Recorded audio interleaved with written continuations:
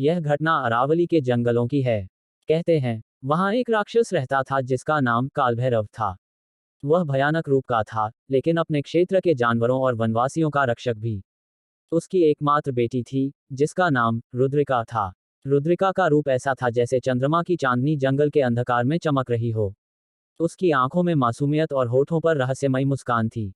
रुद्रिका को मानवों की दुनिया के बारे में जानने की तीव्र इच्छा थी।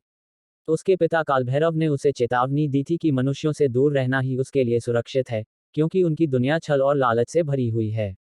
लेकिन रुद्रिका के दिल में जिज्ञासा और साहस दोनों थे। अकबर और रुद्रिका का मिलन। एक दिन सम्राट अकबर अपने दरबारियों के साथ शिकार के लिए अरावली के जंगलों में आए। उनके शिकारी दल से बिछड़ जाने के कारण अकबर भटक गए और गहरे जंगल में जा पहुंचे।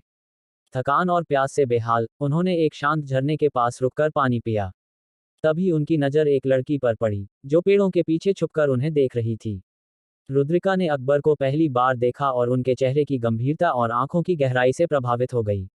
अकबर ने भी उसकी सुंदरता और रहस्यमय व्यक्तित्व को महसूस किया। कौन हो तुम? अकबर ने पूछा। मैं रुद्रिका हूँ, इस जंगल की रक्षक।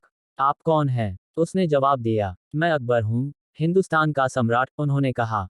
रुद्रिका ने कभी सम्राट को इतने करीब से नहीं देखा था। उनकी बातचीत शुरू हुई और दोनों के बीच अनोखी मित्रता बन गई। अकबर को रुद्रिका की मासूमियत और उसकी बातों में छुपा गहरा ज्ञान बहुत पसंद आया। वहीं रुद्रिका को अकबर की सज्जनता और न्यायप्रियता ने आकर्षित किया। अकबर और रुद्रिका के बीच मुलाकातें बढ़ने लगीं। अकबर ने महसूस किया कि रुद्रिका के प्रति उनके मन में कुछ खास भावनाएं जन्म ले रही हैं। लेकिन उन्हें यह भी एहसास था कि उनका रिश्ता मानव और राक्षस की दुनिया के बीच का है, जो संभवतः समाज के लिए अस्वीकार्य होगा। रुद्रिका भी अकबर से प्रेम करने लगी थी, लेकिन उसके दिल में यह डर भी था कि यदि उसके पिता कालभैरव को इस बात का पता चला, तो क्या होगा। एक दिन कालभैरव को रुद्रिका और अकबर के प्रेम के बारे में पता चला। क्रोध से भरे कालभैरव ने अकबर को जंगल छोड़ने की चेतावनी दी। उन्होंने कहा, मनुष्य और राक्षस का मिलन असंभव है। हमारी दुनिया अलग है। अगर तुमने रुद्रिका से मिलने की कोशिश की, तो तुम्हें इसके परिणाम भुगतने होंगे। लेकिन अकबर ने झुकने से इनकार कर दिया। उन्होंने कालभैरव से कहा, प्रेम किसी सीमा को नहीं मानता। मैं रुद्रिका से सच्चा प्रेम करता हूं और किसी भी बाधा का सामना करने के लिए तैयार हूं। कालभैरव ने अकबर की साहसिकता से प्रभावित होकर एक शर्त रखी।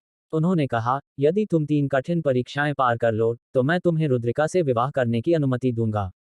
पहली परीक्षा थी, गहरे जंगल में छिपे कालभैरव के खजाने को ढूंढना।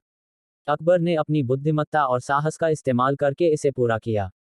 दूसरी परीक्षा थी, एक विशालकाय नाग से सामना करना। अकबर ने अपनी तलवार के कौशल और धैर्य से नाग को पराजित किया।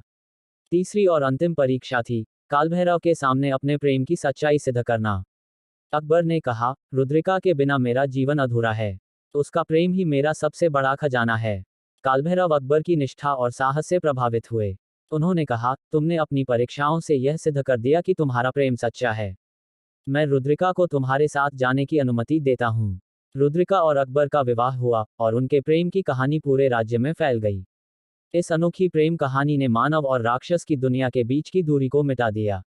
रुद्रिका ने अकबर के साथ रहते हुए अपनी मासूमियत और ज्ञान से सभी को प्रभावित किया। उनका प्रेम यह संदेश देता है कि सच्चे प्रेम में जाति, धर्म और सीमाओं का कोई स्थान नहीं होता। और इस तरह राक्षस की बेटी और सम्राट अकबर का प्रेम इतिहास के उस कोने में बस गया, जहां केवल सच्ची कहानियां रहती हैं।